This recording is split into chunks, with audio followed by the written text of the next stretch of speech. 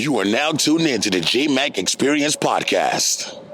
All right, we're back, and we got a very, very special guest on the show today. I want to give you a round of applause, my brother. Thank you so much for showing up.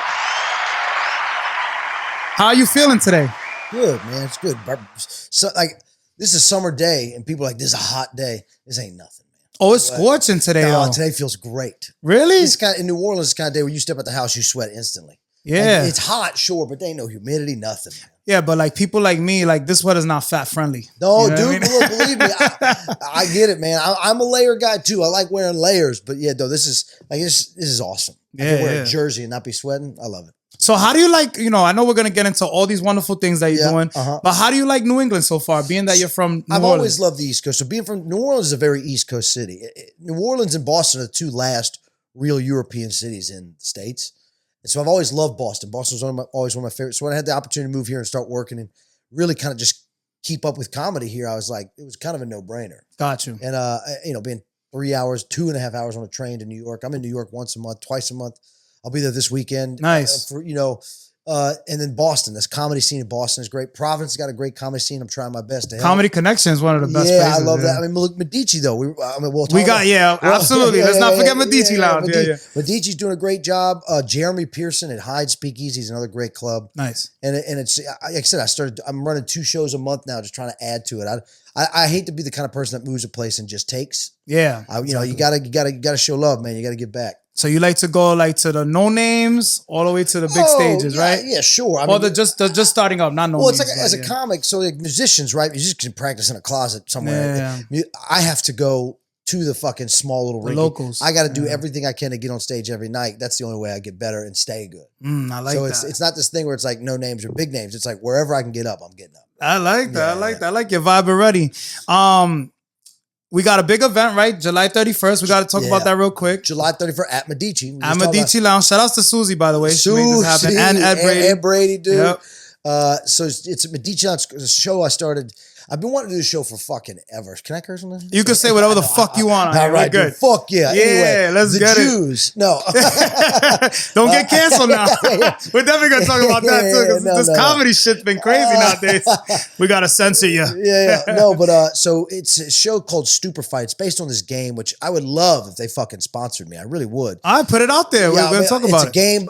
The game is called Super Fights. All right. But I called my game, the show, Stupor Fights. To avoid any legal ramifications. Gotcha. But I use cards from the game and I randomize them and I have audience members or I just give them to the teams. And basically it's teams of comedians and it's a superhero. It's made up. Like last week we had Justin Bieber with telekinesis, but he was blindfolded. Okay. And so then he had to fight a cowboy that was retarded and couldn't find his horse. That was like the 2 superheroes. Yeah. And the comics just have to battle it out. Gotcha. And it ends up, I know it sounds fucking ridiculous. So much fun. It's so much fun. The game is great. The audience gets into it. And I told the comics, like, look, the game is already so stupid and so funny. If you try to win, it makes it funnier. Gotcha. If you're trying to write jokes about what you are, that'll be funny. But if you really try to win as a cowboy who's retarded and can't find his horse, right? Or has telekinesis and can't find his horse. Right. It's hilarious trying to actually, I can't find my horse, but I'll use my telekinesis to get him over here and have him run you over. And then the person's like, well, I'm Justin Bieber, so I'm always moving in group. Like it's just, so it's like there's a method to your madness, is what you want to say. And you got to find comics that are good on their feet, right? Right. And also comics that just get the game. In the last show, the first comics went up, you could tell they didn't get it, but then all the other comics were watching, and I was like, you see what I mean? Just try to win. And they went up and tried to win, and it made it so much funnier. Perfect. So I'm assuming like more like improv type of thing, right? Yeah. Like I give them time when they find out their attributes and their character. Yeah. I bring them. They go back to the back for like 4 or 5 minutes. Yeah. I introduce our guest judges. Which actually Ed Brady's a guest judge. All right, nice. I can't wait to see it on the show this month, July 31st at Medici Lounge. July 31st. Get your tickets now. Where can I get tickets? On my bio or in Medici's bio. Medici's bio. Just go to Instagram right there, or just Google Eventbrite Stupor Fights Medici Lounge. It'll come right up. I like it. But yeah, man. So it really just was this thing. I was like, there's so many comedy shows. I want to do something different, something a little more fun, something where I'm just like, it's not just a show where it's, comics doing stand-up again, which look, always great. Always do that. Please keep supporting those shows. Yeah. But I was like, I just want to do something fucking dumb. You're coming out the box. Yeah. Literally. Yeah. Because I thought this was more like, you know how they have those on Comedy Central, everybody roasts like Donald Trump or roast Ed Brady, Tom Brady. Roast, you got the jersey. Actually, I wore this jersey because you said it was an inspirational podcast. Yeah. I played college football. This little Wes Welker was my inspiration. Really? 5'7" white dude. Okay. So you got a few things under your sleeve. Yeah, I was like, I'll wear this one. I'll wear this one for the inspirational podcast. I like it. Episode 107. That's crazy, man. Congrats. Appreciate you. I know, somebody who has podcasts, that's insane. Now we're here. Also, we to keep the fire with it. Like, I'm only on episode 19 of Storyville, and I had to start doing that once a month high episode just to stay entertained with it. Yeah. And people, I love doing it. It's a good way to get clips out there, but it really is a hard thing. So 107. Oh, it's a lot of work. Yeah. People don't understand. Dude. Like, there's a lot of people. There's 19 people back there. Oh, yeah. There's a whole. I don't see any white people, though, so your diversity is lacking. You're close enough. Shots fired. We're going to hire some white people. No, there'll be too much. Alex Cureau is in the motherfucking building. The Jmack Experience Podcast. We're going to get into the intro real quick, and we'll be right back. Welcome to the Jmack Experience Podcast. This show is for motivational purposes only. However, we will not be politically correct, but our goal is to inspire those who listen and watch the show. Thanks for tuning in. Please be sure to follow us at the Jmack Experience Podcast and email us if you would like to be a guest on our platform at the Jmack Experience Podcast at gmail.com. Peace. We can get into how Once again, it's an honor to be in your presence. I want to give you another round of applause. Yeah, thank you, bro. Thank you so much. Truly appreciate it. Sorry for cutting you off. No, was that recorded? I want to make sure. It's all right. I'll edit it to the best of my ability. The best, is like, I guess I should have said this before, so we can cut this, I guess, a little bit. If we want to redo the intro, my bad. You good. Matt's my boy. I love him. But I feel like every time I get on a podcast, we spend 35 minutes talking about what that's like. Oh, okay. I'm just trying to like move. I got my own career right now, so I'm just trying to. And also, sometimes people ask me the wildest questions about him. You see, I haven't mentioned it the whole time. The whole time, dude. I know. That's what I'm saying. It's about you today. Yeah. Oh, the only thing you can ask me. Ask me. I'm only gonna ask. But sometimes people are like, "Is that true? This shit about?" I'm like, "Oh no, we're not." So this is not a clickbait platform. I'm glad we're getting this out the way. Right. So we're all about like inspiring others, positive vibes. What I want to ask, probably, along the line, because for those watching, it's gonna inspire others, right? Like, you go from doing comedy starting out, but then now you're doing these big shows with him. That's what I'm going to talk about. But I'm not going to ask you nothing about his personal life. You know what I mean? Or where he lives or why he moved out here. We ain't doing none of that. Maybe when he comes one day, we'll manifest it now. Right. Then we can talk to him about it. You know what I mean? You need him 2 barrels of sea moss. So probably come. I like it. So once again, it's an honor. But as I was just saying before, I like to start from the very beginning. Okay. You know what I mean? Before we get to where you are now. So for those out there who are not familiar with who you are, what's your name and where are you from? My name's Alex Cureau. I'm from New Orleans, Louisiana. Nice. I started comedy out there end of May would have been 7 years. So it's been about 7 years and a month and a half. I've been doing stand-up. Got you. I love New Orleans. It's where I'm from. I miss it every day, but it's too fucking hot. There's not really a great comedy scene. So when I started out there, I really thought I sucked. Yeah. And look, when you start, there's very few people that are good when they start, right? So when I started, I was like, dude, I suck at this. And I just went out of town. I was like a year and a half in. I wasn't really getting laughs. None of the other comics, like a few comics fucked with me, but none of the other really comics fucked with me. And I was like, damn, I must suck at this. I must just be awful. So then I went out of town. I was like, I'll go to Austin. I'll check out Austin. I went to like Mississippi, do shows. When I was visiting family in North Carolina. I went and did like some open mics and was crushing. Right. I was like, oh, maybe it's that scene. So then I just started popping outside. Like I would go to Baton Rouge, which was like an hour and a half from New Orleans. Go to Lafayette. You're really seasoned. I'm sorry to cut you off, but you went through all my questions within one question. You must do a lot of podcasts, I'm assuming, right? I just love talking about myself. Hold on. Before we get to all that, because I want to go step by step, right? What was it like growing up in New Orleans? For people that are watching in New England, and we have a lot of people in New York that tune in. What's life like out there, though? Like growing up as a kid out there? Like I was saying, I'm not exactly from New Orleans proper. I'm from a metro area about 25 minutes north. Gotcha. Bayou Liberty. Okay. I grew up in a swamp. My first pet was ringworm. Nice. Yeah. So you was like swimming with the gators and shit like so, that? I mean, I got the gator tattoo. I wasn't swimming. I would not recommend swimming with gators. Yeah, I'm just saying. But I do, we used to hunt them. It's the craziest thing too, because you don't realize how many of them there are. So like you would hunt them at night because during the day they're almost impossible to find, but at night their eyes light up like almost any other animal. Yeah. So you really just kind of, and they're not afraid really of anything. They're the predators. So you can kind of bring a canoe. We usually bring a small canoe or just a dinghy, right? Which is a little, a little engine at the back. Yeah. And you just kind of push through this water and you shine a big ass flashlight out there. Yeah. And you just see, it's a sea of eyes. Wow. So you just kind of roll up on them, you toss bait, and you just kind of pop them right at the top. You know what's interesting too? They say that like gators are like from the beginning of time, like They're even with dinosaurs. Dude, they're that's why crazy. They're good money. I don't hunt them a lot, like I said, but I've been hunting with them. And we've had them in our backyard multiple times. Right. Yeah. So having dogs, we had to get a fence, but I ran over one night. I remember it fucked my car up. I didn't mean to. I was like, "Oh, you bitch!" But I was just driving on the street, and they just it's just there, and you're like, and gators are 6 feet long, so you're not really swerving. Right. So I just slammed my brakes, went right over it, and I was pissed about my car, sure, but I remember the first thought that went through my head. I was like, man, that guy's a descendant of dinosaurs. Yeah. He did all this living, all this life to get to. Took him out with the tires. I couldn't fucking. Imagine that shit, dude. And he fucked my car. That car was totaled.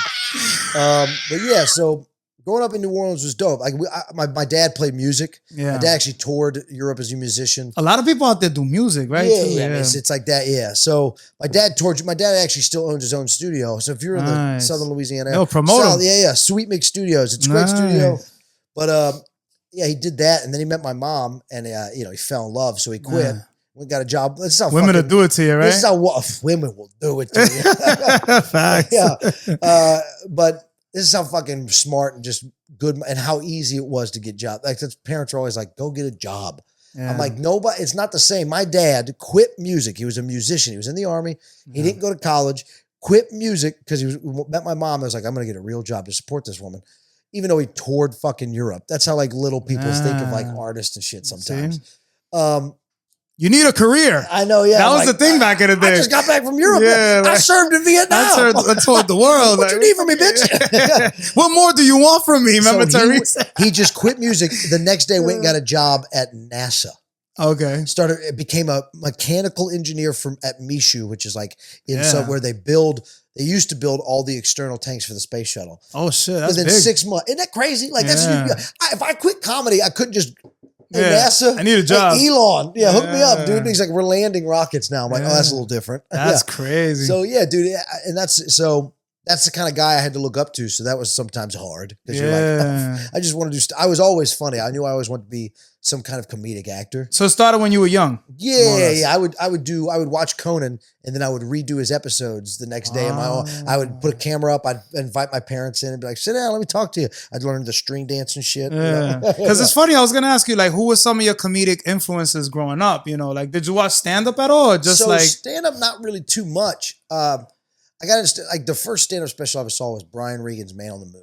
Okay. Those things, they used to, when Comedy Central really used to mean something for comedy. Right. And I watched that and I was like, oh, there's a different way to do stand-up. I mean, there's a different way to be funny. Light bulb. Yeah. And so forever, but I remember until I started doing stand-up, I was one of those ignorant people that thought stand-up was they just went on stage and for an hour would talk. Right. And then the next show, it was something totally, I was like, that's how funny you gotta be. To this day, I've always thought recently, but I always thought they had like someone saying the jokes in their ear. Yeah, that's not true. Yeah, isn't that crazy? Yeah. But so that was, I grew up watching Jim Carrey. Right? I remember like Liar Liar came out. That was a big movie for me. I love that. Jim Carrey is one of my favorite comedians. Martin Short was a guy I loved. Oh, he's good too. Martin Short was a guy I still love to this day. Clifford was The Jerk was a dope movie. That's Steve Martin. Steve Martin. Yeah. But they worked together. Exactly. He was a big, that was a guy I watched all the fucking time. Then there was this radio program that my dad used to always listen to. Maybe it was here, but it was definitely where I'm from in New Orleans, called Click and Clack, the Tappert Brothers. Okay. It was car talk. It was called Click and Clack, the Tappert Brothers, car talk. And what they were two mechanics that were so good at it, people could just call them and describe the noise, and they would diagnose it perfectly and almost get it right every time. They used to own a big shop like in the southern area. So they would have a radio show every day. Yeah. And it was the funniest thing ever. Oh, so this is like a local thing. Yeah, but here's the thing is, they sounded so easy. This is, a lot of people always guess I'm from New York or New Jersey or Boston because of my accent, which I don't know if you can, I don't think you definitely don't sound country at all. Yeah, well, New Orleans is not country. New Orleans is it's very yatty. Like, hey, boy, how you doing? Where you going? How you doing? Like that kind of shit. I've never been. I got to go in there. Oh, dude, don't go right now. Wait till like September to March. October to March, I always tell people it's the best time to go. You're giving us game early. I like it. Yeah. But yeah, man. So like that was the thing. Like I started watching those guys, and then then I saw Dov Davidoff, Filthy Operation, which is another stand up, and I was like, oh, there's tons of different ways to do this. And then I felt overwhelmed, so I kind of was like, I don't think I'll ever be able to do that. So you didn't know which lane to go at this point, right? Yeah. I knew I wanted to be in comedic acting, and I wanted to be. I knew I was also. I was finally seeing people that I was like, oh, that's me. I'm always. That's so you can relate. That's how. Exactly. I guess that's a good way to put it. I could always relate. When did you begin like practicing and like writing some of your own material though? Oh, were you like a class clown and stuff like that? I got suspended all the time. Yeah. I don't think I remember the time when I first started. I remember like the first real joke I did that was like, ooh.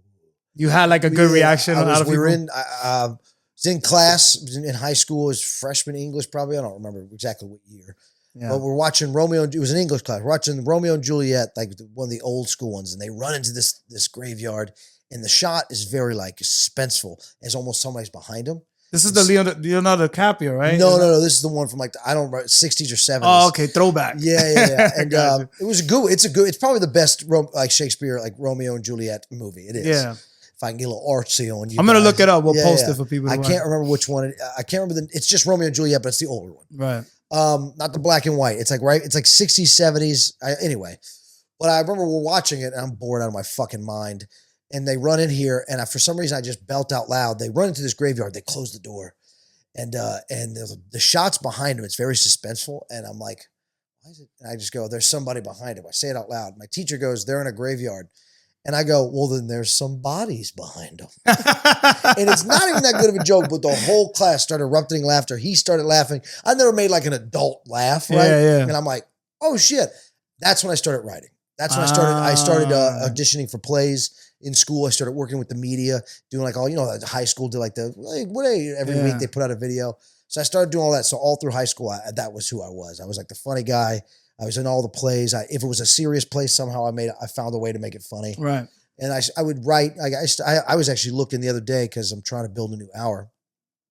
So I was going through all these. I found a paper from like 2015. So you got like tons of material. Oh, well, ready to go. I mean, it's material. I call archives. I call it material when it's ready. Right. I have a bunch of shit just to put together. Yeah. Well, they say like even Eminem, like he writes like a whole bunch of words and lines, and then he puts it all together. That's how I'm starting to write like that. I'm starting to write like more like with a through line where I I'll write, and then I'll start adding jokes, taking out lines, Gotcha. So like at this time, you say you were doing like more stuff for like plays and school and stuff like that. Yeah. But when was it that you started like, you know what? Let me go on stage and get like a comedy club and like try out what I got. Like where were you at in life at this point? 2017 or 2018, whatever 7 years ago was. Also, not too long ago. Yeah. Well, I always wanted to do stand-up. I was like, I'm going to do stand-up. And so like I did it once like 12 years ago. Right. Bombed.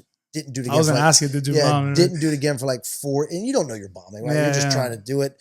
And, you're getting laughs because people can tell how bad you are. It's like a weird. They're laughing at you, not like at the joke. But the jokes, I remember a comic came to me after. He's like, those jokes are pretty good. And I was like, oh, cool. So that was like, but then I didn't do it again for like 4 years. Okay. Then I did it again. You got a little discouraged, right? No, I think I was like, okay, all right, that's hard. Yeah. Wow. I mean, because I spent 2 months writing 3 minutes of material and it didn't work. Yeah. So I'm like, oh, this is impossible. Right. And I still thought, I wrote material because I just wanted to be prepared, but I still thought, now next show, I have to have a whole, but I was like, it took me 3 months to write that. Yeah. I really thought every show was different. Gotcha. I didn't know that acts were a thing, which, good comics and professional comics probably recycle material every 2 years where they build a whole new act. Right? Yeah. A lot of times they keep using the same stuff, right? Well, some big comics, like people, when they go see Jerry Seinfeld, you kind of want to see the best, right? Yeah. Speaking of him, hold on. He gave you a crazy cosign. I don't know if I was reading it correct. Jerry Seinfeld? If that was him, he said that you had the best show since his. Oh, dude. Well, who was that? Oh, so funny. Am I bugging? Yeah. No, I wrote that. Oh, shit. So he's talking about for Medici, you July 31st. Me with that one. on the Eventbrite puts like where you can put reviews. Yeah. So I added, I said, if I still lived in New England, I would always be at Stupor Fights, Tom Brady. No And then I put the best way. show since mine, Jerry Seinfeld. I thought this was legit. Like, you know how Cisco and Ebert is gives it a legit. thumbs It up. actually is totally fucking legit. Y'all need to come get your tickets July 31st. I like that. That's good. That's awesome. Good marketing there. Yeah. Jared, thanks, Jared. Yo, that is crazy. I was like, Jerry Shout Seinfeld. out Jerry Seinfeld. Holy shit. Dude. Yeah. He's about to blow up. You're like, fuck, I don't want this guy on the pod anymore. He lied. Nah, you're good. We're catching the vibe.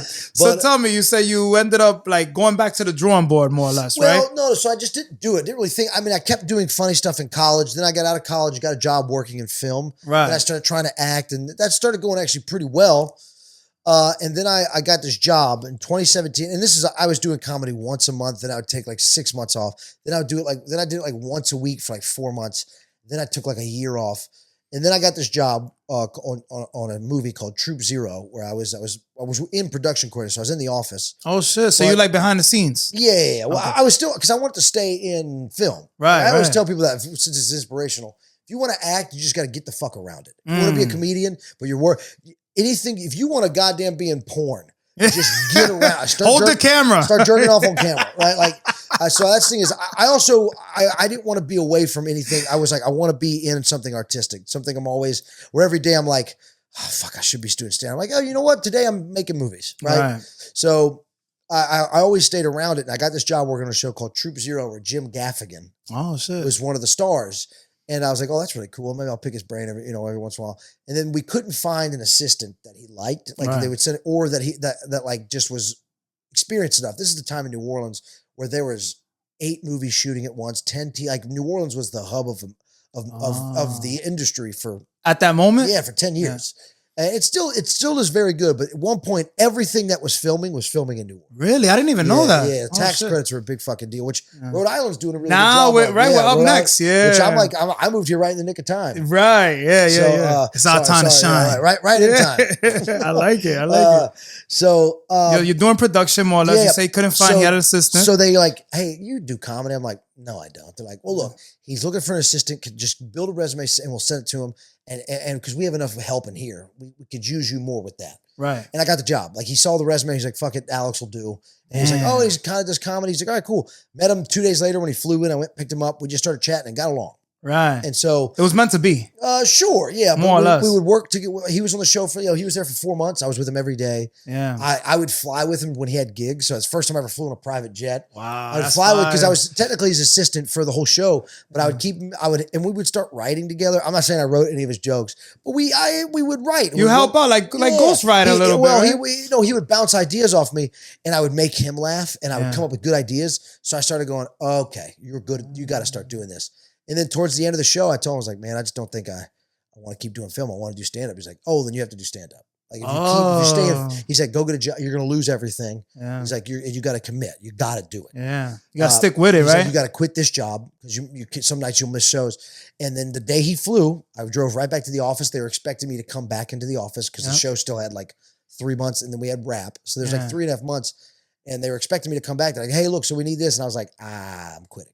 Yo, this is a great story. The way the buildup is going, this is amazing. So I was like, I'm quitting. So out of nowhere, from his advice, he just said, "Fuck, I'm gonna go." His advice, also my feeling, but him saying, if we wouldn't have got that along, and I would have told him like, I kind of want to do stand up, and he's like, oh, you got to quit. I would be like, I don't know. But the fact that I made him laugh, the fact that I would write jokes, and he'd be like, oh, that's really good. The fact that we would bounce and we could have real conversations, I was like, okay. And so when he was like, yeah, you have to drop everything. Also, the night I got advice like that too is before Nate Bargatze was whoever he was. Yeah.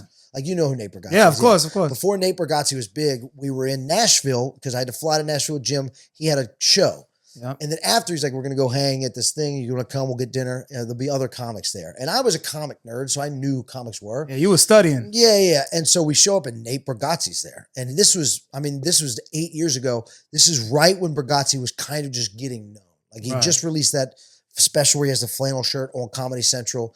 And he was starting to like sell out. If he had 4 shows at a comedy club, he'd sell out 2 or 3. Yeah, he was getting there. Yeah, he was getting there. But I remember being like, oh shit, Nate. And we would talk, but he was very, not closed off. It's funny the waves you meet comics. He's great now. I've met him twice since. I've hung out with him actually on the road when we were at Matt. We had shows in the same city. Right. So we all went and hung out through the football. He's great, man. He really is a great guy. But he was just in his own, and I was a new comic, so I was like, I'm gonna pick his brain. I wasn't a new comic, but I was like, I'm gonna pick his brain. You're trying to get all the info, all the game, right? I do that a lot too. Comics, I didn't know this at the time. If you're a young comic and you come up to a comic, you're like, tell me what you do. You really don't have, you don't know what else to say besides if you can't quit. That's it. It's the only, like, people could tell you, like, he said this too. He was like, people are going to tell you to write and get on stage. Right. He goes, that's good advice, but it's bad advice too. If you're just writing, but you're not really doing anything with it, then it's useless. You know what's fun? Hold on one second, because I was going to ask, do you write like your material like as life happens, or like from people, like stories that you hear, or like how does the process go? Like for those out there who don't know how this works. Sometimes it just happens. Like again, it's like one of those questions. Like this is one of the comics questions that young comics ask, and you're like, if you don't, you'll figure it out. Right. I can say, here's how I do it. Don't do it that way. Right. If that's how you end up doing it. And I meet comics now, they're like, oh, that's the same way I do it. I go, yeah. But then you meet like Bill Burr doesn't write at all. Bill Burr will be like, oh, that's a thought. And then he goes on stage and just riffs on it. Damn. Chappelle writes this thing and then tosses it, pulls it. Like he'll write punchlines. Yeah. And he throws them in a thing and then he'll pull it out and he'll go, I'll try that. And he'll write on that. Seinfeld will start with the idea of like I don't do this. I go, that's fucking weird. And then I kind of just go, is it funny? Like I spend my whole life just walking around going, is this funny? And if it is to me, then I go, why is it funny to me? So whatever works for someone else is not going to work for me. Yeah. And a lot of people might have the same way and other people have a different way, right? Yeah. So you quit the job. Quit the job. And then that fucking night, I was up at a mic. Yeah. And ever since that night, give or take now that I've gotten, it's been 7.5 years and I get busier. Yeah. Some nights I can't get up on stage just because I have other shit going on. But every night since that night, the end of May, 7 years ago. Yeah. If I could get on stage, I was on it. Talk about being consistent. Yeah, I mean, dude, it's the stupidest thing in the world. Right. I lost a relationship because of it. Yeah. I'm sober now, but I became fucking a drug addict, alcoholic. Yeah. Because I've been there. Yeah. Well, you're just you're out every night. Yeah. And then when you start not being good at it, you just go, I just remember what Nate said. Nate always said, like, you're going to lose everything before you gain anything. Damn, he goes, I got lucky. I'm with my wife. She moved with me. But he was very much, a lot of comics, if you ask them advice, they're going to go, I have no advice to give you. Yeah. If they give you advice, they're just trying to be nice. Most of the time, it's just don't quit. You're probably going to suck. And the only way you get better is if you keep doing it. And don't just write to write, right? You have to write. Because if you're on stage bombing, at least you have another joke coming. Absolutely. You're not just writing because you're like, if you write, that's the secret. No. You write. So when you start bombing, you go, all right, here's next. Here's trial and error, right? Yeah. Here's what's that way you're not on stage bombing going, that's all I have. So what year was this more or less? I want to ask you. You said 7 years? This was 7.5. This was probably 7.5 years ago. Right before the pandemic, more or less, 2018? Yeah, 2018. Whatever 7 years ago was. Is that 2018, I think? Yeah. More or less, 2025. 2018. It was 2018 because it was a year before the pandemic. Yeah. I was only doing comedy like 8 months and the pandemic shut down. And then you were struggling, I bet, too, right? Financially and everything, right? It's tough, right? Well, when the pandemic came, boy. That's everybody was getting paid. That's the most money I ever made for not doing a goddamn thing. But so I had money saved up, but after the pandemic, I kept doing stand-up. I found places to do stand-up. Yeah. I started a show that was like an outdoor show. There was Zoom shows. My girlfriend at the time, she left for good reasons. I got out of shape. I got broke. I was out. You're going through the motions. I was out till 2 every night because I was trying to do something. Yeah, it sound great. Yeah, trying to do something, right? Yeah. And people won't understand it. People will tell you you're crazy. Yeah. It's far-fetched. You have to have an unshakable, like almost, it has to be delusional self-belief. It does. And like I said, I'm not even there yet. Right. Do you know what I'm saying? Like I got fortunate meeting Matt. Wait, that's what I went. So how did that happen? Because I know that's a big point. So I quit the job, started doing stand-up, and Jim basically reiterates the advice that Nate gave me. So I'm like, all right, cool. And so I started doing stand-up. But when I was in college, so when I got out of high school, I went to college in LA. Right. Because I loved comedy that much. I was like, that's where I'm going to go. Showbiz. Straight to Hollywood type of thing. Yeah. So I went to college out there and, that's a hard grind, especially for a young kid. I didn't know what I was doing. I was broke. I only lasted like 3 years out there, but I met a very good friend of mine named James Blackman. Became a friend for life. Shout out to him. Friend of mine to this day. He's actually a very, very successful commercial actor. Nice. He books a national commercial every month. Wow, that's fire. But don't ask him for money though, because he don't look like it. Dude. He dresses like the Black Adam Sandler. Like yeah, I swear to God, dude, it's crazy. Yo, there's so many like memes on Adam Sandler. He Hilarious. still takes clothes from us. It's crazy. Yeah. Well, some of the richest people, they like that though. He's not rich, but he's doing okay. Yeah. He can go buy a fucking belt and some slacks. But we became instant friends. He was my best friend out there for 3 years. I kept in touch with him. We've been friends. And so he auditioning became friends with Matt over the years because they would be in the same audition rooms or they would meet acting. And James would go do stand-up every once in a while and they became friends. Him and Matt are best friends also. Right. So I knew this. And one time I went back to LA like 9 years ago and I ran into, I was going to hang out. Matt was with him and I didn't end up meeting Matt. But then fast forward to 3.5 years ago, James is in New Orleans with Matt celebrating. It's 4 years ago. Yeah. James is in New Orleans. He's like, hey, I'm coming to New Orleans. Me, this guy, and Matt. I was like, oh, bet. He's like, you want to hang? I was like, I have work this night and then I have a show, but I'll come hang out with you guys after. I never go to Bourbon Street. Yeah. I just don't fucking do it. Why? It's awful. Oh, yeah? Bourbon Street sucks. Too crazy? It's beers are $13. Yeah. It's like Manhattan. Manhattan's crazy price. I've seen a guy get stabbed and just left on the street. Oh, shit. I've seen dudes drinking street. I was like, bourbon's not my street. Yeah, it's wild. It's wild. Yeah. In New Orleans, people think New Orleans is such a party fucking town. And it is. I get it. It's like Vegas. But New Orleans, we go get food at fucking, 5 and we're at a bar drinking beers, hanging out. Gotcha. It's a slow town. So chill. Yeah. We are not Bourbon. Bourbon Street gives the rest of New Orleans a bad rap. Yeah. So I don't go, but I was like, I haven't seen James in forever.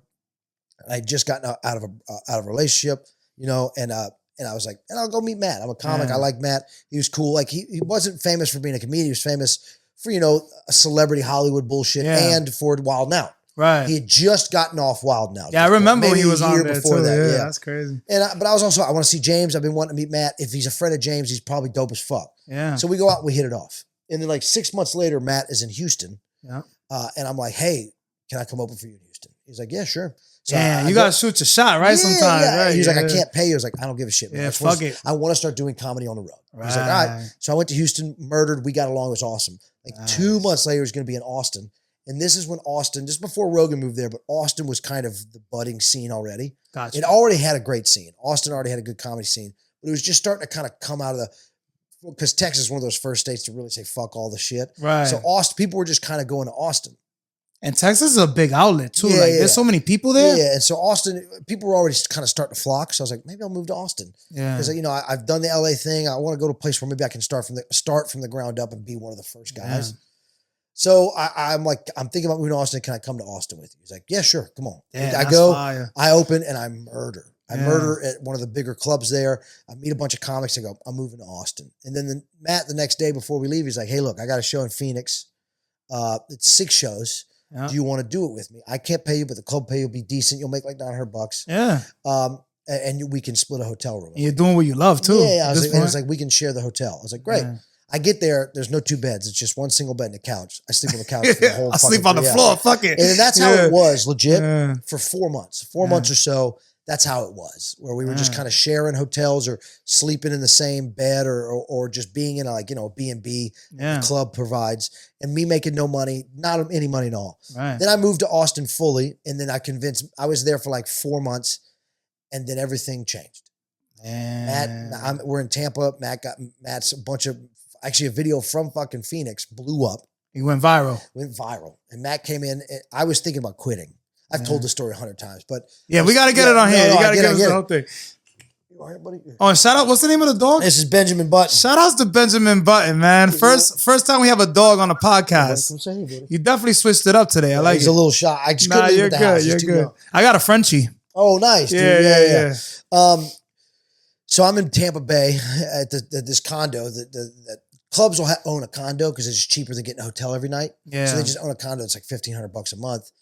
And that's where the comics will stay when they come in town. So I'm there and I'm like, I'm going to have to quit. I'm losing money, but I live in Austin. It'll be fine. Yeah. I can't keep doing this. I can't keep paying for myself. I love it. I love Matt, but I'm in Austin. At this point, Rogan had moved to Austin. So it was really big. I was one of the guys. Like I was good. I was happy. I was really getting a lot of work and doing a lot of stand-up in Austin. A lot of good friends there.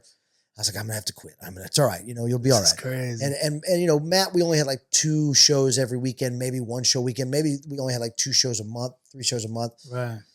But he comes in, he goes, hey, I got to talk to you. I was like, oh shit. Hey, buddy.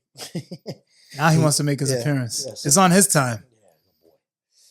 He's like, I got to talk to you. And I'm like, oh, he's going to quit or he's going to fire me, whatever. Yeah. And he goes, remember those 2 videos I posted last week? I go, yeah. He goes, they went viral, man. One hit 50, one hit 30. Everything sold out. We added any weekends we didn't have shows, I'm adding them. This is crazy. Any weekend that had only like 2 shows, we're adding 2 extra. Right. I'm doubling your salary.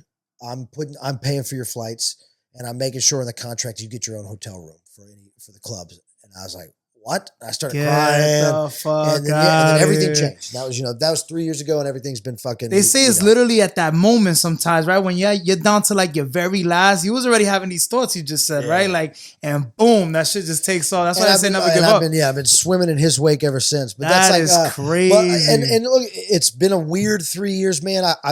I'm a better comedian. I always told people if all I had to show after all this time was money, then I did it wrong. Mm-hmm. And thank God I spent all the money. Absolutely. But let me ask you this, like, because I'm very happy with where I am as a comic. I'm very happy with who I am as a person. And now I get to start my own career with I owe him Matt. No, like people always like, what about this? What about that? And I'm like, you'll never catch me talking shit. Matt could shoot my dog. Yeah. Right? And I'd probably be like, he shot my motherfucking dog. You're like 50 Cent, Tony Ayo. Yeah, but Tony Ayo loves 50. But he's the reason I am going to be whatever because of everything, all the opportunities he gave me. I can't, Matt, I owe Matt a lot. Shout outs to Matt Rife, man. He's doing, but that's what I wanted to highlight too. You go from all this struggle, right? Like just to like from clubs probably that nobody was probably even in there, right? Yeah. Now you're like going to arenas and doing shows, like sold out arenas. Like, what does that feel like? It's easier. Yeah, people really? Don't get that. People are always like, you nervous? So I always equate this. This is I used to play college football. Right. So I was college football. I was an athlete. And I remember before a game, it was the first game of the year. We'd been, doing 2-a-days. We'd been 3 months of spring training and summer training, practice, all that shit. And, we're warming up before the game. And one of the receivers comes up, another receiver. I was running back, but a receiver comes up to me. He goes, hey, man, you ready? And he said it like he's kind of like, fuck, here it comes. And I remember in the moment I looked at him, I was like, am I ready? I've been ready. Fuck you think I've been doing the last 4 months? You think I've been getting up at 6 a.m., sweating my balls off, working out after, then reviewing film every day to not be fucking excited and ready for the game? Are you fucking joking? Are you ready, bitch? I'm more than ready. Yeah.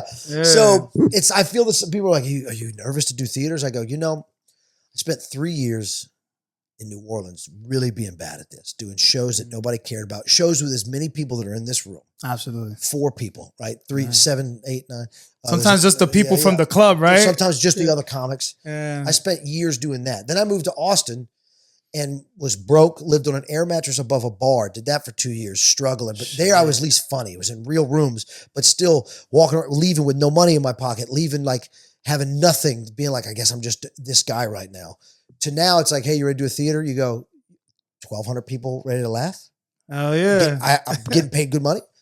Yeah, that's why you do all the other shit. Yeah. It's easier. Let's say you do, so arenas, they're 12, 13,000 people. Let's say you do a joke and 4,000 people hate it. Still good. 9,000 people are laughing. And that's still loud as shit. And also, I don't judge it based on, which some comics should give me shit for this. I don't judge my performance if people are laughing. This is going to sound a little unhumble. They're going to laugh. I'm good at this. I know what I'm doing. You got this shit down packed. Yeah, but there's like 2 things I tell myself every time I get on stage. I just go have fun and get better. Yeah. And then the rest will flow. No, and then tell the truth. Tell the truth. Because here's the thing is, if I'm having fun and I'm telling the truth, they're going to have fun. Right. It's like when you see a bartender that's bad at their job, you go like, fuck this guy, you're not getting a tip. But if you see a bartender that's busy as shit, but they're like, hey man, I'll be with you 1 second. You're like, all right, cool. You understand. You're easier with it. Yeah, like, it's the same thing with comedy. If you see a comic up there, it's like, you're like, fuck this, boo. But even if he's not your comic, even if he's not as funny as you think he should be, but if he's up there delivering and he's telling the truth and you can tell he's having fun, it really is a thing. And I know, you know how many comics I know that I don't think are funny, but I watch them and I respect it's the just fucking game. yeah, we have like I don't know, telepathy type shit, but I was just gonna say I've been hard the whole time. Bro, sometimes I go to like hey, I thought I'd hear that one. Hold on, I gotta give you a job. You wanna hear the job I got for that one? Oh, harder, daddy. We do it once an episode. But check this out, right? There's times that I've went to see a comedian, right? Like especially like, you know, and I'm like so excited. And then the opener is actually funnier than the actual act. Like it's crazy. Oh, that's also, here's the thing. A lot of times when you go see a big comedian, they could be working on new material. Yeah. Never forget, the guy that's on before the headliner got something to fucking prove. Yeah. He's hungry, right? That's true. I go out every show like it's my fucking show. Make no mistake. Right. It's not like, I know they're here to see Matt, but I got 20 minutes to win you over. Right. I'm going to be back here next year on my own. Yeah. Hopefully 15 of you think this is funny. You buy some tickets, right? Yeah, exactly. And then you tell your friend, like, it's not like this thing where you go, oh boy, I'm opening for, you go, I don't know how to explain it, man. I've never really been, you know what's another way to put it too is, why else am I doing this? Yeah. Like that's a way is when like to get, like, you don't start stand up to be like, I'm doing stand up to sleep on the air mattress and to do rooms of 20 people. No, right. You go, this is why you do stand up. Exactly. I have the opportunity now, like to fucking make 20,000 people laugh. Like when we did the Hollywood Bowl, it was 17,000 people. Yeah. And you go out there, you go, fuck yeah, dude. Like that's just, I've never been a guy that's like, oh shit. I go, this is why you do it. I mean, it takes people sometimes 20, 30 years to get to that level. I've always been just comfortable on stage. Because at the end of the day, it was always, well, this is why it's lessons, not losses too, right? Which I wish I could use in my personal life, but I do not. But with comedy, I don't really fret about comedy. I go, it's lessons, not losses. Why did it not work? Yeah. And you do that enough, you start to, and I've had an unbelievable amount of reps in the last 3 years. Like we had a tour that we had 400 shows in 365 days. Holy People shit. don't know how many. And then also when I wasn't with Matt, if we were home, I was going for 2 years, I was up every night. And most of the time it was in front of real good crowds. Right. So it was this thing where I had no choice. I couldn't be bad because Matt's my boy. But if I bomb, I'm out. You can't stop now. You got to keep going. Yeah, Matt's like, look, I love you, but you suck. Yeah. Now, what's your process like when you're creating like Stupor Fights, for instance? Like when you're creating like a new special or a new show and stuff like that. Like, what's the process? Like, how long does it take you? Maybe 6 months, a few months? Oh, I haven't done a special yet. So okay. I've finally have 45. Like that's the thing is I've been doing it 7 years. And this is the only thing I will say. If I was out in the clubs or back in Austin just doing it by myself working, I'd probably have more material. Gotcha. But the last 3 years I've been opening for Matt. You don't want to bomb. Exactly. But I do write a lot. And actually last night we had 2 shows at Comedy Connection. And I did 20 minutes both shows I was reading from my phone, which I even told the crowd when I went up. I was like, look, this is not how you want to do it, but I'm starting to go out on my own, guys. These are funny. I've never said them on stage. You were trying out some new stuff. And I mean, I ended up doing 25 minutes both shows of just brand new, never said it. And it was good. Because here's the thing is, I know what I'm doing now. Right. 5 years ago, you tell me, here's 25 minutes of brand new material, go do it. 8 minutes in, I'm like, I'm out. That's all my time. Thanks, guys. Yeah. It's over? Yeah. I paid for this shit? Yeah, I'm like, I would quit comedy. Yeah, but that's the thing is, like, I have so many things I still have to do. Right? Like, Matt's playing Madison Square Garden this weekend, and I'm going because it's my birthday, but I'm not on the show. I was supposed to be, but things happen in this business, right, where I just it got overbooked, so I'm not doing the show, but I'm going. Right. I'm not going to fuck up and spend it in Rhode Island. Yeah, you got to go. It's right there, 2 hours away, 2-3 hours. I'm going to go to fucking hang out in Madison Square Garden for my birthday. That's fucking nuts. Also, of course, I'd love to do the show, but then it's like, that's one of those things you go, that's right. I just got to get there. Yeah. Like that. Okay. All right. I can't do it. Fine. It is what it is. It's going to take a couple decades. Yeah. But You'll be there. I'll get there. Yeah. That's how I think, right? It's not one of these things where I go, it's just, man, this is the point. The point is not to just, also, here's the other thing. If I spend the rest of my comedy career selling out clubs every weekend, making $200,000 a year doing stand-up, fuck it. I fucking made it. Yeah. Do you understand? I made that. That's true. You're doing what you love at the end of the day. Bro, if all you do is the thing you love to do, you made it. There's like different levels of making it. Like Bill Burr's another level of making it. When Matt started selling out clubs, he made it, right? Then he started selling theaters. That's a different, now you making it in a different way. Yeah. Like people don't get it. There are so many, you've made it when it's the only thing you have to do for money. I mean, Madison Square Garden, that's like Bad Bunny shit, like big artists, Beyonce, fucking Jay-Z. Been there, done that. You know what I mean? Like that shit's, it's the most iconic venue in the world. Yeah, like, Well, how about like let's talk about a few things about the comedy world, right? Like cancel culture, for instance. Like, how do you feel about that? How do you feel like it's affected comedy? You don't care about it? Can I tell you? Like, I don't even give a shit. Yeah, I'd love to be canceled right now. It'd help my career. Let's boost those numbers. Get some eyeballs on Alex. Because Dave Chappelle deals with that shit. Like yeah, man. He's another one of those guys. It's like Bill. I love Dave. I do. Dave. I guess. But yeah. He doesn't give a shit. Like you can't. Once a comic has fans, you can't cancel them, right? Because they're gonna keep buying tickets. Yeah. Right?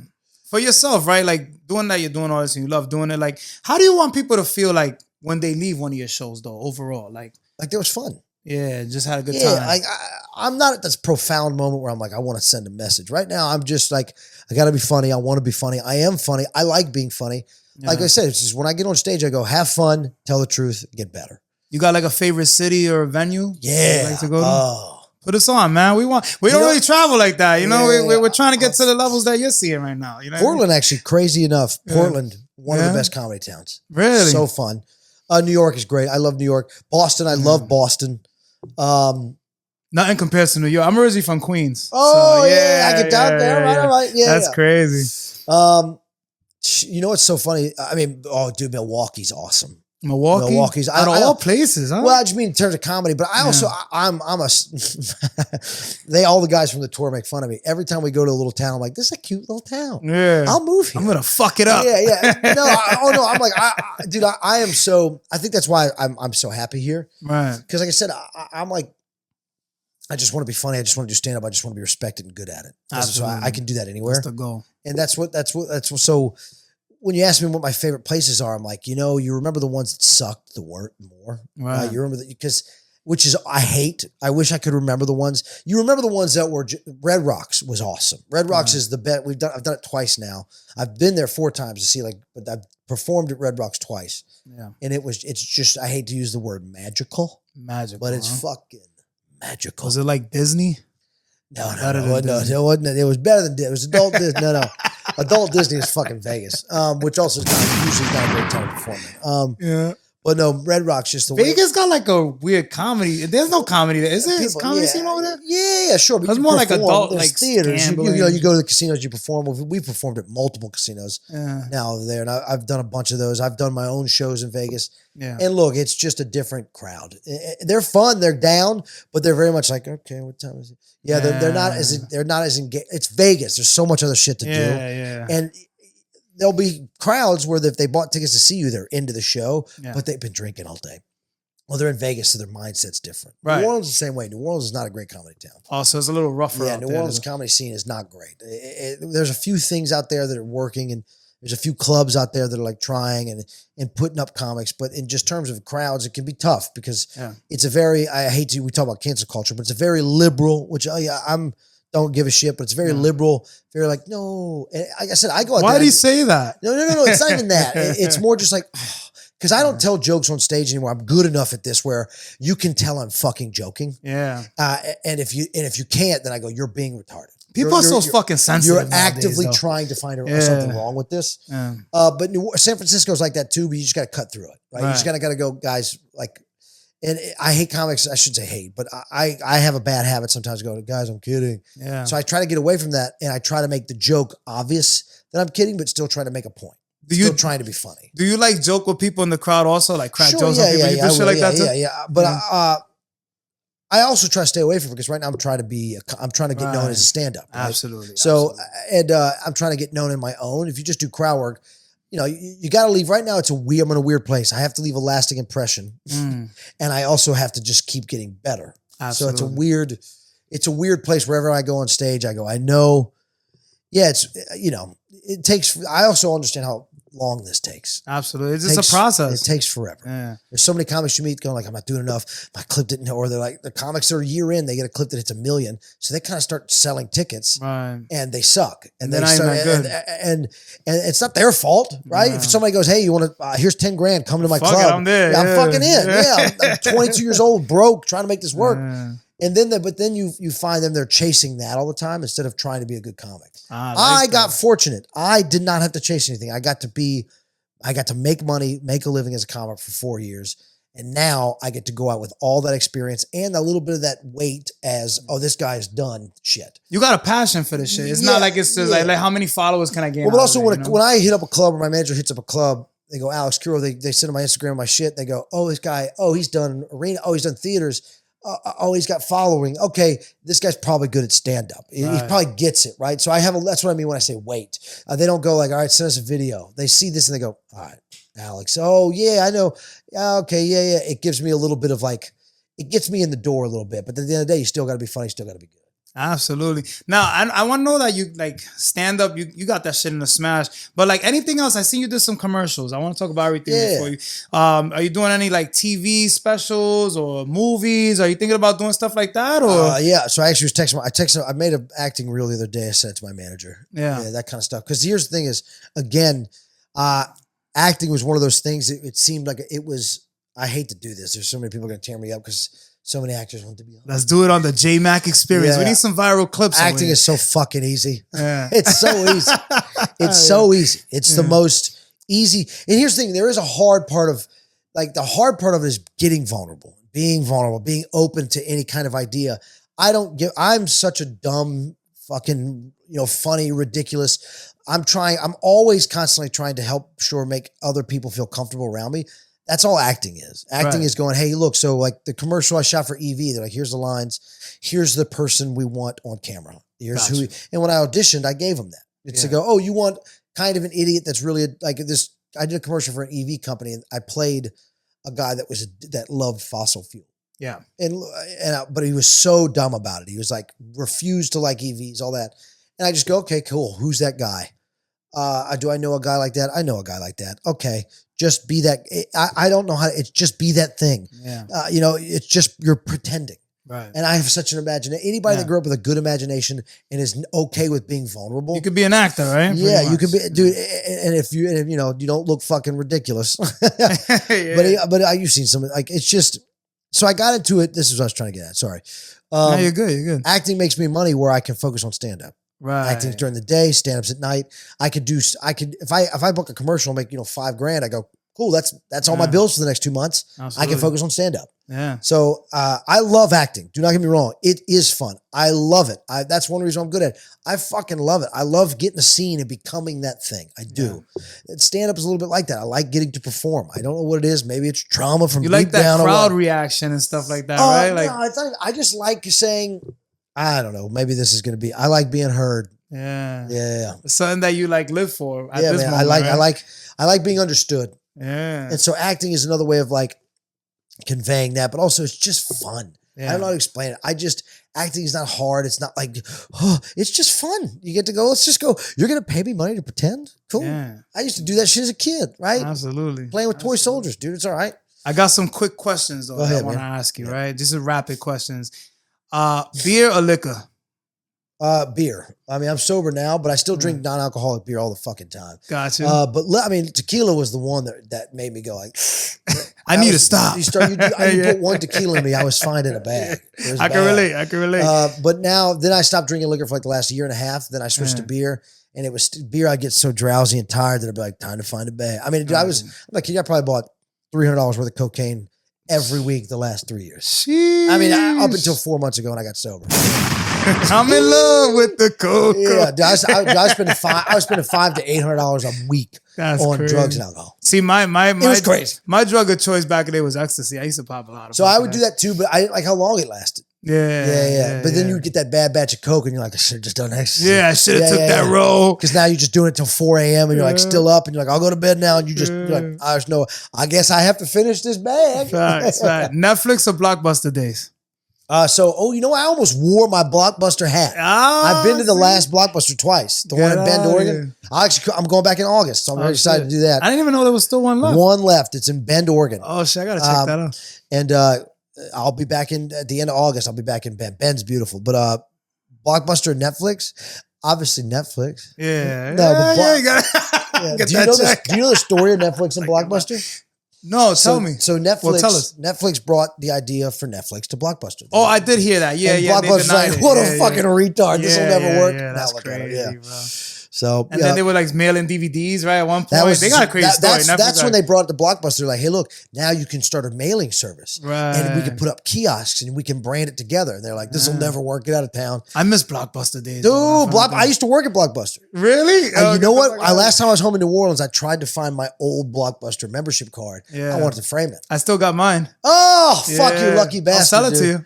No, I want mine. I want my name and everything. I want to frame it. I framed my vaccine card. Yeah.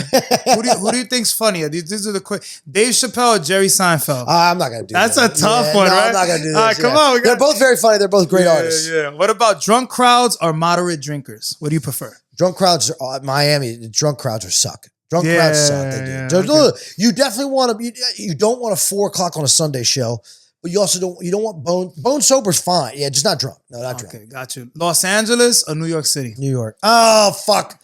For comedy or for life? Oh, you pick. I mean, I think comedy. LA's going through. For comedy, it's New York. LA, I'm more plugged in, so I get up there easier. But New York, I'm starting to try. New York is just. This is a tough one. It's 50-50 for me right now. I love getting to visit LA. I do love it. I also, every time I'm in New York, I'm like, this is the greatest. Right. It's weird. I'm very wish-washy. Nothing compares to New York City. I'm one of those guys. I'm like, New York, you can take me anywhere in the world. But also nothing compares to LA. I love New England too. But I'm just nothing compares to LA though too, right? So it's one of those weird things. For comedy, I'm going to say in terms of just what the opportunities, there's 15 clubs in New York, and you can get to all of them within 30 minutes. Yeah, that's in LA, you can maybe do a spot in Santa Monica, and you're like, I got to drive. It's 11 miles, but it's going to take me an hour and 45 minutes to get. That traffic is crazy. Another animal over there, huh? But New York got crazy traffic too. But you jump on a train in New York, or some places you just jump on a bike. Some places you can walk. Exactly. That's the thing. Walking in New York, you walk 10 blocks, it doesn't feel like it. Because there's so much going on. I always tell people that. Your brain's occupied. Absolutely. Now, how do you want to be? We're going to be wrapping up shortly, but how do you want to be remembered overall in the comedy world? Like, what's your end goal? Hard. We worked hard. He was funny. He did the right way. That's tough to answer. I don't. So that's the thing is I talk about this a lot is every day, this is when I have kids, I want to make sure they know every day you're building a legacy. So I just want to be, I want just a good legacy. Got you. And what advice would you give to someone who wants to pursue a career in stand-up or maybe just chase their dreams overall, something that seems far-fetched? I mean, you're living proof that you stick with it, it'll happen. It'll continue. I mean, now I got to make it happen again, right? It's weird. This tour of Matt's ending. People give a shit, but they don't, right? They're like, oh, cool, get you in the door, but you still got to be good. You still got to be able to sell tickets. Absolutely. So now that's where I'm at. Yeah, it's the same what we talked about earlier. You just got to, if you have a job that stops you, if you have anything that stops you from doing the thing you think you want to do, you have to do it. And this is weird because it might mean ruining relationships. It might mean breaking up and leaving a thing. It might be moving a city. It might mean leaving a good fucking job. It might be separating yourself from everything. It takes a delusional self-belief. It does. And I'm not a testament to that. I got a little fortunate, but that delusional self-belief for the next 2 to 3 years is going to be actually put to the test. So we'll see. See how bad you want it, right? 100%. Yeah, that was well said. We're going to get into Album of the Week real quick. Album of the week on the Jmack Experience Podcast. Album of the week this week is Jack Boys 2 by Travis Scott. Are you into hip-hop? Yeah. You fuck with the hip-hop? It's pretty good. Check it out when you get a chance. Jack Boy 2. Jack Boys 2. It's out now. We're going to get into Movie of the Week. Movie of the week on the Jmack Experience Podcast. Movie of the week this week is I Know What You Did Last Summer. Have you ever watched the first ones? I'm not really a fan, but I'm probably go check it out. As a kid, you watch them because you were girls. You like horror movies? Not really. Not really? You want the comedy, I'm assuming, right? Yeah, but it's also like I'm going to pay to get scared. Fuck that. Yeah. Somebody's like, but I love roller coasters. It's weird. Yeah, me too. I like roller coasters. But I'm just like, I don't know. Yeah. There are also so many horror movies now are the same. But you should go see, I Know What You Did Last Summer. Yeah, well, check it out, man. It's Movie of the Week. You know, we're trying to get some deals here from eventually, you know what I mean? From these people. Now, we spoke about a lot of things today. This was definitely a vibe. What's next for Alex Cureau? Anything else you want to promote that I didn't cover or might have missed? Just go check. I have a Patreon. It's called patreon.com/Alex Cureau. Nice. Super simple. It's only $2 a month, so it's cheaper than fucking your dick pills that you get every month. The Blue Chews and shit like that. Dude, it's cheaper than your extensions, ladies. $2 a month, and it's 3 to 4 videos a week. There's a vlog. I exclusive stuff from Patreon. There's comic relief. I post only my stand up there. I don't post it on Instagram. I might post a crowd work on Instagram, but any material I post there that I'm done with or that I'm working on, it goes there. So if you live in a different city, you can't see me all the time, every week you'll get a stand-up clip on Patreon, patreon.com/Alex Cureau. And July 31st at Medici Lounge in downtown Providence. I was going to say. You get tickets at Eventbrite, Stupor Fights, just Eventbrite, Stupor Fights, Providence. It'll come right up. And then also July 26th, I started a Don't Tell at a really cool vintage shop, which you guys should check out. I don't know if you get. All right, yeah. What's up? It's called Greenstone Studios. Okay. Yeah, it's near Hope Street. Nice. I started a Don't Tell there. The first one's July 26th. Tickets are online. Fire. Just go to my bio. Go to don'ttell.com/Providence. You can find it there. But you also go to my Instagram. It's just my name, Alex Cureau.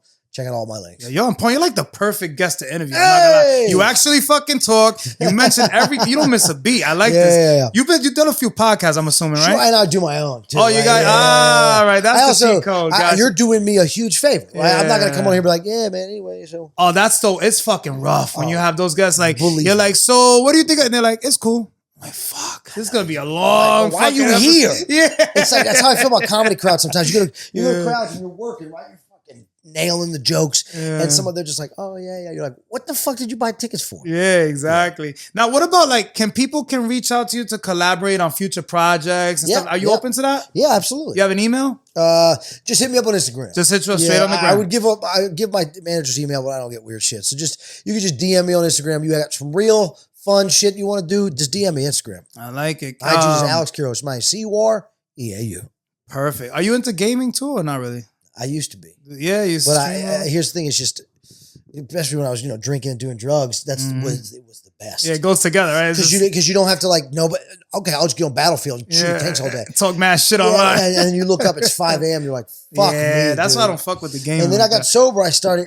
We have consoles at the house. Yeah. I would play because I'm like, I get so into it because it's fun, it's immersive, and I'm like, oh, it's 3:30. What am I doing? I just spent 4 hours. I could have been writing. I had all this energy. You got shit to do. Yeah, man. I'm busy. I'm fucking. Let me make $1 million, and I'll start gaming. Facts, right? Once you got the money in the bank. Yeah. Now, can we agree that all the experiences that you went through got you to where you are today? 100%. I mean, if anybody doesn't agree with that, is an idiot. Yeah. Yeah. Any advice out there for those who may be experiencing the same situations you went through or are going through now? It's not. Adversity doesn't build character; it reveals it. But here's the thing: is that if you're young, that doesn't matter. Adversity will build your character, but as you get older, adversity does not build character; it reveals it. Also, this too shall pass. In the sense of Tom Hanks actually said this: is everything suck right now? Yeah. Just kind of put your head down, keep working. This too shall pass. Is everything good right now? Is everything really working out for you? Yeah. This too shall pass. So it's just kind of, no matter how hard it gets, man, the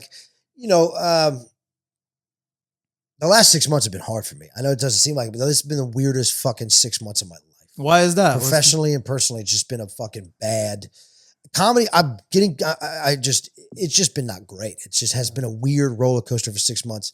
And a lot of things go through your mind, right? But I just remember thinking you think about all these things and you go what the fuck am I doing? What's going on? Yeah. And you just think, just get to tomorrow. And I don't mean a weird fucking way. I just mean just get to tomorrow, right? Just get to tomorrow. Get to tomorrow. If it's hard, man, just get to tomorrow. I learned that from the SEALs. SEALs have this thing that they give.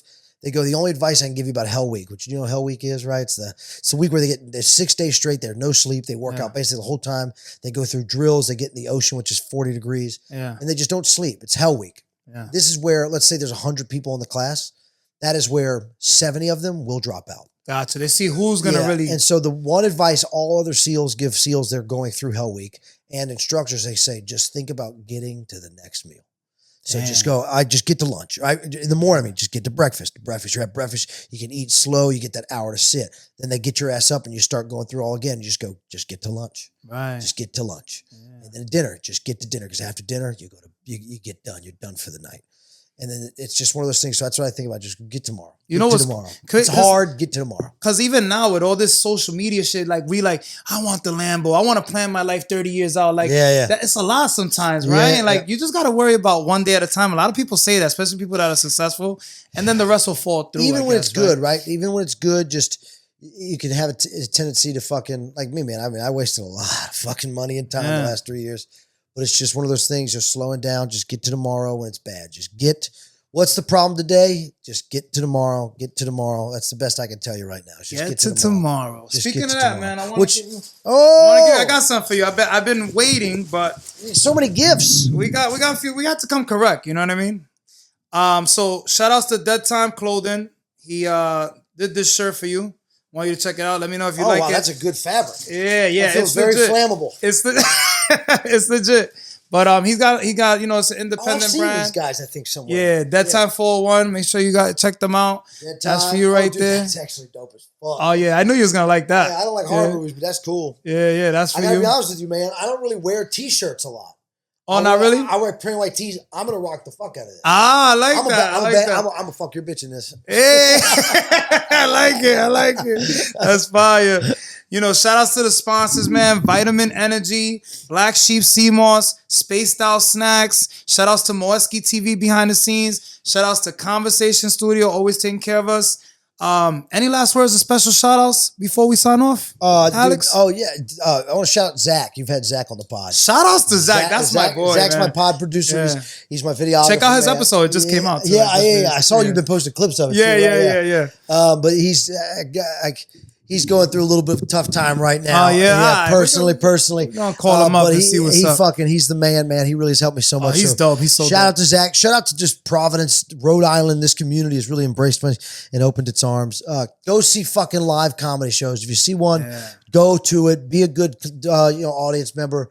And that's pretty much it, man. Give me a holler if you want to fucking see a show or follow me on Patreon. Pay me $2 a month. It's nothing. It's $2. It's $24 a year, you fucking bastard. It's a beer. And you can get, I'm not kidding you, I put everything on there. Yeah. So, Man, it was truly an honor. This was fucking amazing.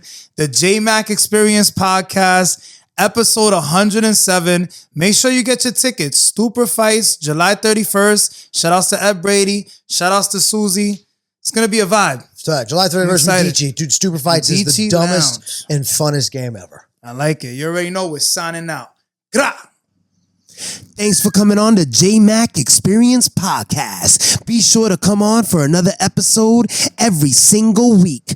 Until next time, peace.